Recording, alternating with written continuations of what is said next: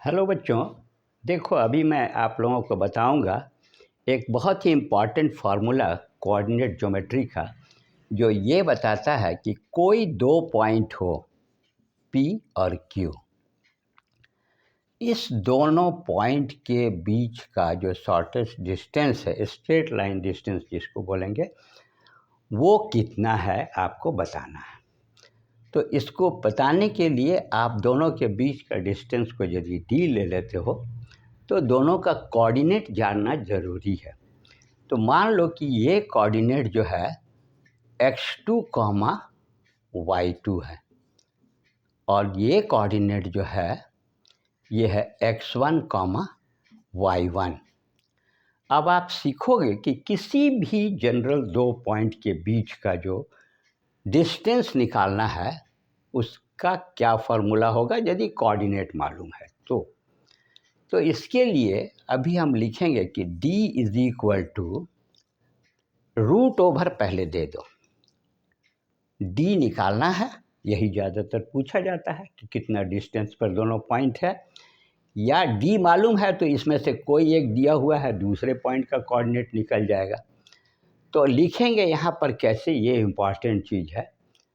तो यहाँ देखो, P और Q पॉइंट था ना, ये दो कोऑर्डिनेट दिया हुआ है, तो आप शुरू करोगे यहाँ से, बेटर x2 माइनस x1, ऐसा लिखो, दूर वाले से नज़दीक वाले को स्क्वायर कर दो, समझ गए। प्लस करो y2 माइनस y1 और होल स्क्वायर कर दो। यही है दूरी, यही दूरी है। इसको सॉल्व करोगे तो आपका ये डिस्टेंस निकल जाएगा, समझ गए। अब आपको यदि ऑरिजिन से किसी एक ही पॉइंट है, मान लो कि ये है ऑरिजिन 0, 0, एक पॉइंट हो गया। अब कहीं भी एक पॉइंट P है तो इस एक ही पॉइंट है तो जनरल कोऑर्डिनेट हम लिख देते हैं x, y, और पूछा जा रहा है कि ऑरिजिन से 0, 0 से ये कितना दूर है डिस्टेंस।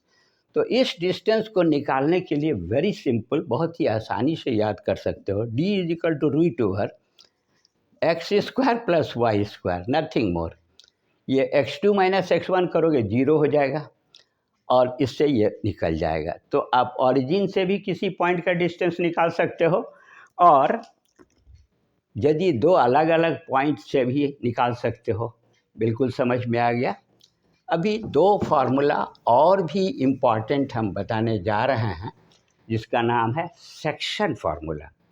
मान लो कि कोई लाइन है, दो पॉइंट को ज्वाइन करके बना है, और इस पॉइंट का कोऑर्डिनेट है x1, y1 और इसका कोऑर्डिनेट है x2, y2।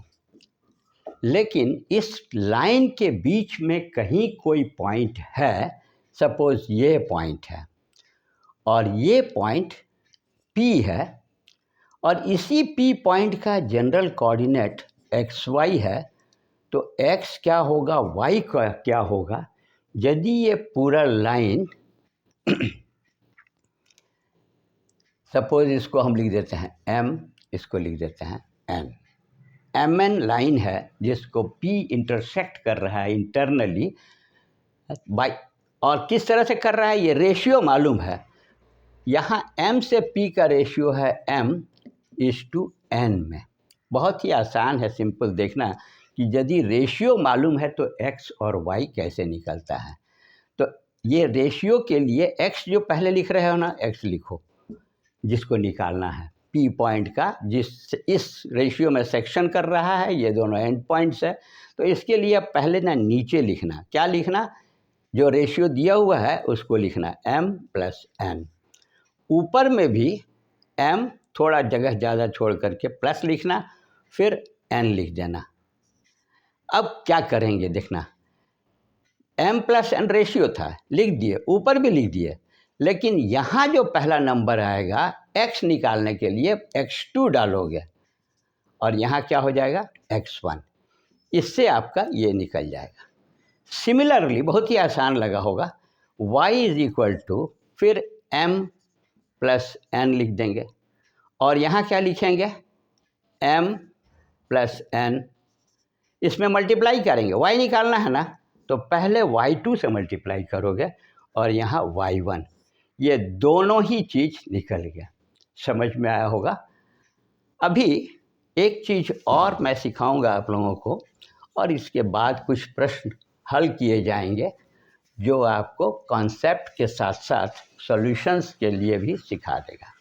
मान लो कि कोई पॉइंट, 2 पॉइंट से बना एक लाइन है पी क्यू, और इसमें एक पॉइंट ऐसा है जो इसको हाफ हाफ डिवाइड करता है, तो इसका जो रेशियो होगा हाफ हाफ वाला 1:1 होगा।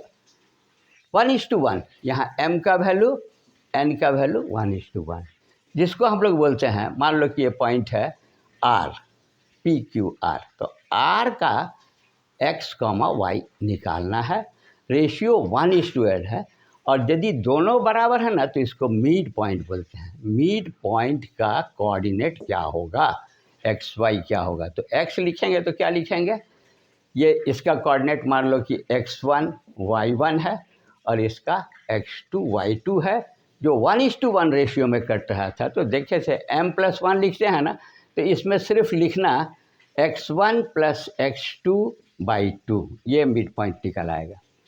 और y निकालना है तो y1 + y2 / 2। समझ में आ गया होगा। मिड पॉइंट भी सीख गए, रेशियो फार्मूला भी सीख गए। अभी आपको एक ऐसा फार्मूला है जिससे आपका रेशियो निकालना है और मिड पॉइंट का कोऑर्डिनेट दिया हुआ है, तो क्या करेंगे, कैसे लिखेंगे उस फार्मूले को। मान लो कि एक पॉइंट है P और Q, इसका कोऑर्डिनेट है x1 y1 और इसका कोऑर्डिनेट है x2 y2, कॉमा, इसमें कोई पॉइंट है R।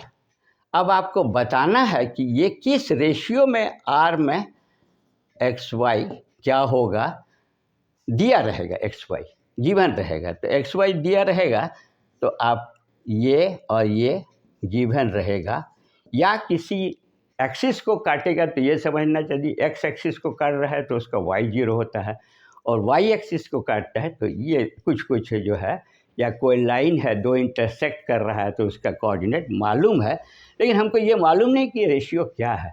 तब हम लोग क्या करते हैं, इस केस में रेशियो निकालने के लिए k:1 लेते हैं, और फिर वही ये वैल्यू दिया है ना तो इसको यहाँ डाल देंगे x, ठीक है। अब यहाँ क्या लिखेंगे, देखना m+n लिखते थे ना, तो यहाँ लिखोगे k+1, बस हो जाएगा। यहाँ भी लिखोगे k+1।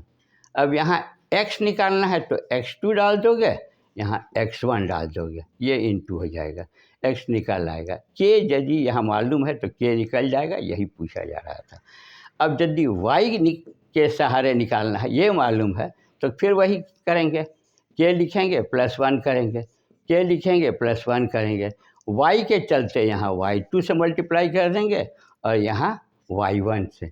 इस तरह से आपके पास जो भी सिलेबस है 10th लेवल का, उसका सारा कोऑर्डिनेट का प्रॉब्लम सॉल्व हो जाएगा।